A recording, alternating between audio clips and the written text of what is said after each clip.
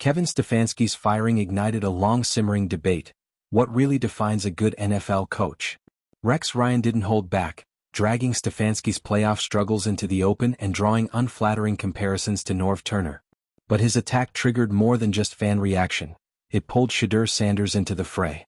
The Colorado quarterback fired back with pointed accuracy, spotlighting Ryan's own lack of recent coaching success. Suddenly, the conversation wasn't just about Stefanski's record. It was about whether Ryan had the standing to judge it in the first place.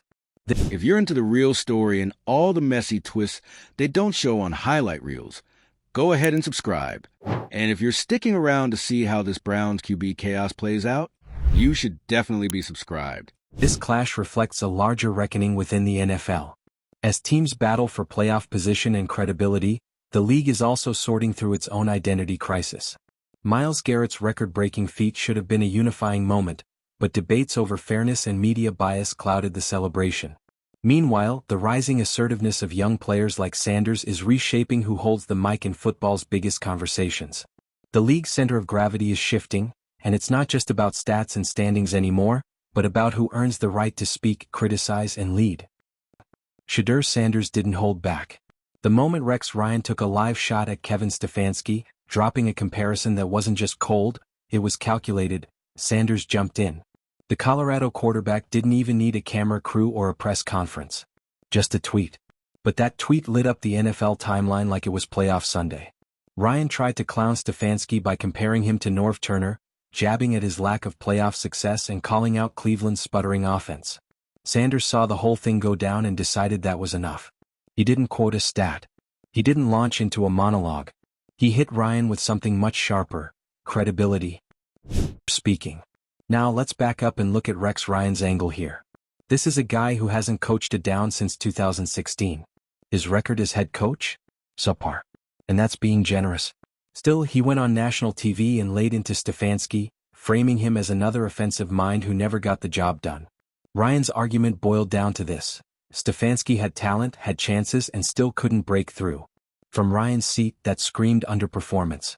The problem is Ryan didn't just criticize. He mocked.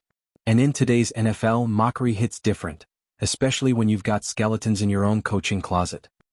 Kevin Stefanski, to his credit, didn't fire back. At least not publicly.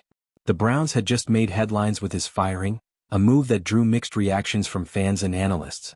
Stefanski didn't show up bitter or defensive in his post-game comments. He stayed measured, focused, and honestly a little tired. He knew what the headlines were saying. He knew the criticisms. But he also knew the context. Multiple quarterback injuries, constant roster instability, and an organization that spent years trying to shake off dysfunction. Stefanski's playoff track record might not be flashy, but in Cleveland, just reaching the postseason felt like climbing Everest. Then came the twist. Myles Garrett broke the single-season sack record. Right in the middle of the media storm, Garrett did something historic. He hit that quarterback one last time and officially became the league's top dog in sacks. It should have been a moment for celebration. Instead, it sparked a whole new controversy. Some questioned the timing. Others criticized the league for stopping the game to recognize it. A few even suggested it tainted the record. But make no mistake, Garrett earned that milestone. And it came during one of the messiest weeks in recent Browns history. Cleveland's season had already been rocky. The Browns limped through games, shuffled quarterbacks like playing cards, and still managed to stay in the playoff hunt. It wasn't pretty, but it was gutsy. And Stefanski, for all the hits he took from critics, kept the ship from sinking, until the organization decided to move on. Firing a head coach right before the postseason sends a loud message. Whether that message is about accountability or desperation, the noise was deafening. Especially when national voices like Rex Ryan jumped in to stir the pot further. And it wasn't just about Stefanski. The entire team dynamic was under the microscope. Cleveland had finally built a defense worth watching. Garrett was playing at a Defensive Player of the Year level, and still the offense couldn't keep up. Injuries were part of it. So was quarterback inconsistency. But when coaches get fired, the NFL doesn't care about context. It cares about results. Which is why analysts like Ryan feel free to toss grenades on live TV. They know the cycle. A coach falls and the takes go flying. Except this time someone threw one back. He had always played the media game straight. No theatrics, no dramatic sound bites. Even in the midst of chaos, he stayed grounded. That made him an easy target for someone like Rex Ryan, who's built a post-coaching career out of hot takes and over-the-top rants. The irony? Stefanski's offense may not have dazzled, but it functioned under circumstances that would have wrecked other teams. Multiple injuries. A carousel of quarterbacks. And yet, the Browns stayed competitive. That's not luck, it's coaching. But Ryan didn't want nuance. He wanted a headline. And that's when Shedeur Sanders stepped in. It wasn't just about Stefanski anymore. It was about respect. Sanders didn't mince words. He made it clear that if you're going to critique, your own track record better hold up. And Rex Ryan's record? It didn't. Sanders called it like he saw it.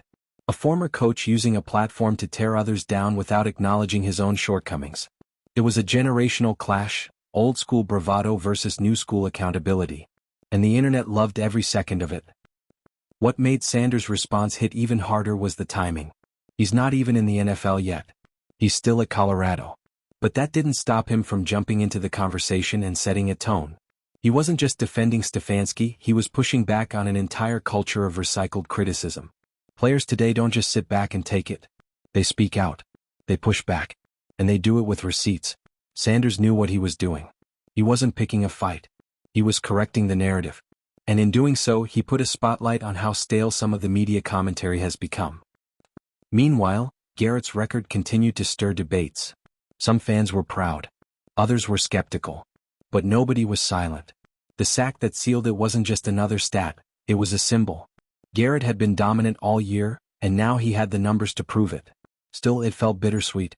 The Browns were reeling from the Stefanski news, media voices were shouting over each other, and one of the greatest individual achievements in franchise history was getting buried beneath drama. Garrett didn't complain. He let his game speak. And it said everything. The Browns had already survived one of the most bizarre seasons in recent memory. Injuries, quarterback chaos, and now, mid-season coaching drama. The Stefanski firing wasn't a decision made in a vacuum. It followed weeks of speculation, poor offensive showings, and a growing sense that the team wasn't built to go deep in the playoffs. But firing a coach after dragging this team through that storm? That landed like a gut punch. Especially for the players who had bought into Stefanski's system. Especially for someone like Myles Garrett who had just etched his name into history, only to watch the franchise unravel from the top. He didn't air grievances. He didn't beg for sympathy. But he did speak on his tenure in a way that made it clear. He knew what he'd been up against. The Browns were never a stable franchise. Coaching changes, front office reshuffling, and quarterback misfires had haunted them for years. Still, he took the job. Still, he tried to build a culture. And for a few seasons it looked like he might have done it. The playoff win in Pittsburgh, the defensive renaissance under his watch, the glimmers of consistency, those weren't small things in Cleveland. But in the NFL, the moment you stop exceeding expectations, the clock starts ticking. That's what set Shedeur Sanders off. The lack of respect. He watched the media cycle turn Stefanski into a punchline, and he didn't buy it. Because Sanders knows the game isn't just about results, it's about what you're working with. And what Stefanski was working with wasn't exactly a dream roster. Sanders' generation doesn't just consume sports media, they fight back against it. His tweet wasn't a stunt. It was a call-out.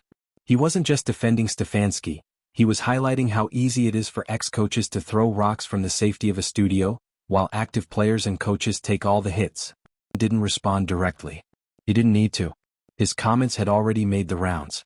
Clips were clipped. Tweets were tweeted. And the narrative was already spinning. But his criticism stood on shaky ground. Rex hadn't led a winning team in years. His offenses were often underwhelming. His last seasons with the Bills were riddled with dysfunction. Yet here he was acting like a blueprint for coaching success. That disconnect is exactly what Sanders was trying to spotlight. Back in Cleveland, the dust still hadn't settled. Stefanski's post-firing remarks stayed classy. No bitterness. No jabs. Just thanks. He praised his staff. He mentioned the players. And he moved on. But there was a noticeable silence coming from the front office. No one wanted to touch the backlash. No one stepped in to defend the firing. And fans were split. Some called for change, others called it sabotage. Either way, the Browns had made their decision. And it was permanent.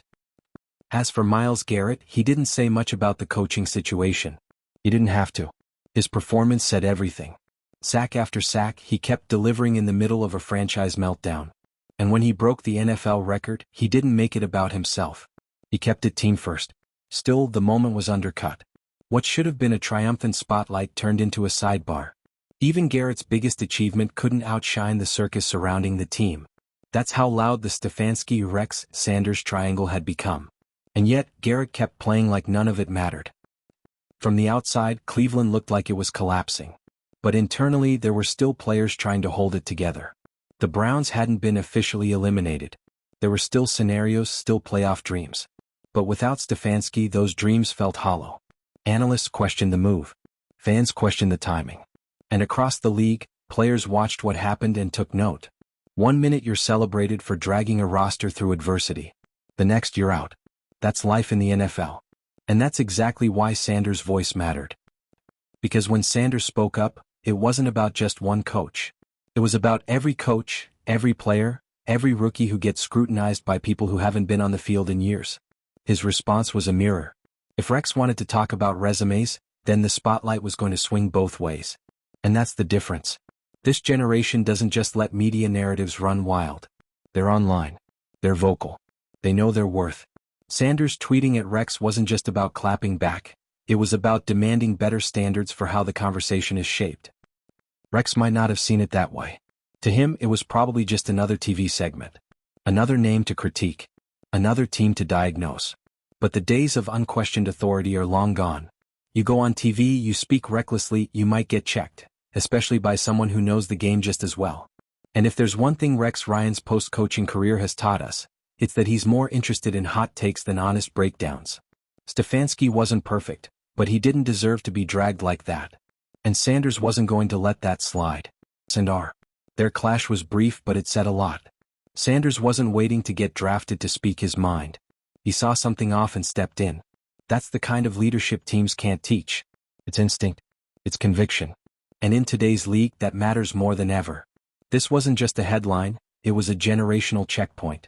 A young quarterback refusing to let a legacy voice rewrite the story without pushback. And now, both names are linked in a conversation bigger than either of them. One about respect, credibility, and the future of the league. Myles Garrett didn't get the press conference he deserved. No highlight package montage. No league-wide push. The sack record came and went, tucked into a week already stuffed with off-field noise. But that's been Garrett's story in Cleveland, doing elite things under chaotic circumstances. He's been the franchise cornerstone for years, but every time he delivers a dominant performance, it seems to get drowned out by some bigger mess. Whether it's a quarterback controversy or a front office shuffle, Garrett just lines up, goes to work and gets overlooked. I always appreciated that. Say what you want about the guy's offensive schemes, but his players never questioned his leadership. He stayed level even when the world around him spun out. And when his tenure ended, he didn't burn bridges or name names. That's part of why the firing hit so hard. Because Stefanski wasn't a drama guy. He was the rare NFL head coach who kept his ego out of the spotlight. He dealt with what he had. No top-tier quarterback, no consistent roster, and yet he managed to make the playoffs multiple times. In Cleveland, that's not nothing. Shedeur Sanders saw that, and that's why his defense of Stefanski wasn't just some random post. It came from a place of awareness. He's seen how coaches get treated when narratives shift. He's watched guys get scapegoated because a few analysts need a soundbite. And it wasn't just about Stefanski, it was about the bigger problem. The way some former coaches act like their takes are gospel, even when their own resumes don't hold up. Sanders called it out. Direct, no sugarcoating, and with full confidence. The message landed. Rex Ryan's comments didn't land with the same clarity. He was trying to make a point about accountability. But instead of keeping it analytical, he got personal. That's where things fell apart. Because once it turned into an attack, the focus shifted from Stefanski's record to Rex's own credibility. And that's always the risk with going live and swinging hard. You better be bulletproof. Rex wasn't. He had moments in New York, sure, but he also had years of underachievement, locker room dysfunction, and exits that felt like relief for everyone involved. Not exactly the platform to launch harsh critiques from. Meanwhile, the Browns weren't saying much of anything. The silence was telling. No strong defense of the move. No detailed explanation for the timing. Just a cold, mid-season coaching axe and a media firestorm in its wake. That's the Browns' brand, though, chaos in a trench coat. A team that can't stop stepping on its own storylines. They finally have a defense. They finally have individual stars making league-wide noise. And what do? Cut ties with the one guy holding it all together during quarterback roulette. The irony is that Cleveland was still technically in the playoff mix. There was still a shot. Not a great one, but a shot. And what better way to torpedo momentum than by firing the coach and handing the narrative to a guy like Rex Ryan? Game after game, the Browns fought to stay relevant. Ugly wins, tough losses, and constant injuries defined their year. And right when things started looking somewhat salvageable, the front office made sure the focus shifted, away from the field and back onto the circus tent. Jumped into that circus with one comment. But it wasn't noise, it was a course correction. He reminded people that takes have weight. That if you want to question someone's leadership, you better be bringing more to the table than a catchy quote and an old resume. It was a clean hit, not a cheap shot. And the way the internet picked it up showed just how much things have changed. Younger players aren't afraid to challenge the old guard. They're not waiting for permission. They're not staying silent just to protect egos. That era's over. Stefanski's final words as Browns head coach weren't about legacy or revenge. He just thanked his players and staff. He said he was proud of the work they did, no matter the outcome. You could hear the weight in his voice but not regret. Because no matter how it ended, Stefanski didn't lose the locker room. He didn't mail it in. He didn't collapse under pressure. He coached through adversity most teams would crumble under. And even after being let go, he still took the high road. That says more than any analyst ever could. And that's what Sanders was protecting. That sense of integrity. It wasn't about pretending Stefanski was perfect. It was about saying, loudly, that if you're going to call someone out, you better be ready for someone to call you right back. Sanders wasn't out for drama. He was standing on principle. That might sound rare in this media cycle, but it's part of why his comment exploded. People are hungry for authenticity. They're sick of the same recycled talking points from the same old faces. Sanders broke the loop. And through all of it, Myles Garrett just kept balling. Sack after sack. Drive after drive. He didn't make statements, didn't post threads, didn't tweet shade. He just put up numbers that future pass rushers will have to chase. And somehow, that still took a backseat to TV drama. It's a perfect snapshot of where the league is right now. Greatness happens on the field, but the loudest voices are often the ones who left it behind. Maybe that's why Sanders' words mattered so much, because they cut through the noise and redirected the spotlight back where it belonged. Probably knew this was coming. In the NFL, coaching stability is a myth unless you're hoisting trophies. And even then, you're still one losing streak away from the hot seat. He'd seen it before. But getting fired during a playoff push, after managing the roster instability and delivering a defense that actually kept Cleveland in games? That hits different. He didn't rant. He didn't throw players or execs under the bus. He took it like a professional, but the subtext was loud. This wasn't about wins and losses, it was about perception. And perception in this league is shaped less by facts, more by sound bites. That's where Shedeur Sanders drew the line. Stefanski's resume may not have been bulletproof, but the dismissal felt like scapegoating. Sanders said what a lot of players think but never tweet. You can't tear someone down if your own foundation is cracked. Especially not from a desk in a TV studio. He didn't need to drag it out. One clean post. It was short, sharp, and targeted. And it worked. The focus turned. Instead of laughing at Stefanski, people started side-eyeing Rex Ryan. Because when you take shots, your own history becomes fair game. Rex Ryan's brand has always been bold. Brash comments, big personality, louder than life. It's what made him a media fixture after coaching. But there's a difference between keeping it real and punching down. His comments about Stefanski landed with a thud because they felt personal, mean-spirited, not constructive. And when someone like Sanders claps back, it deflates the whole act. Because it shows the audience that this isn't just a game of opinions, there's accountability here too. And if you're going to dish it, you better be ready to take it. That's the shift we're seeing. Back in Cleveland, the mood was heavy. The team was fighting to stay alive in the playoff hunt while dealing with a media circus that wasn't slowing down. Game prep collided with controversy. Players were being asked about coaching decisions instead of schemes. The noise was becoming the storyline. And that's what makes it so frustrating. For once, the Browns had something resembling momentum. Garrett was dominating. The defense was cohesive. And even with the offense sputtering, they were finding ways to win. Then boom, coach gone, locker room rattled, headlines hijacked. The Browns have lived in this strange loop for years. Flash of hope, then collapse. A glimpse of structure, then chaos. And what happened with Stefanski was another entry in that same book. Doesn't matter that he led them to one of their only playoff wins in recent history. Doesn't matter that he kept the ship steady during quarterback turmoil. All it took was a slump and some heat from TV analysts, and suddenly it was time for change. NFL franchises always say they value culture. But culture doesn't survive if it's always for sale at the first sign of pressure. That's the real story here, not just a coach getting fired, but a franchise once again hitting reset when it could have just held the line. Segment, SS&R. And while all that was playing out, Sanders' comment kept echoing. People weren't just reposting it, they were agreeing. It struck a chord. Fans, players, even some media figures nodded along. Because everyone's tired of the old guard setting the tone without ever being questioned. Sanders didn't make it about himself. He made it about fairness. And maybe that's why it landed so clean. He wasn't defending a friend. He was defending a principle, that you don't get to play expert if your own record's a mess. That if you've been part of the problem, you don't get to pretend you've got the solutions. Through it all, Myles Garrett remained the most stable thing about the Cleveland Browns. No matter what was going on around him, coaching drama, quarterback shifts, media explosions, he kept producing.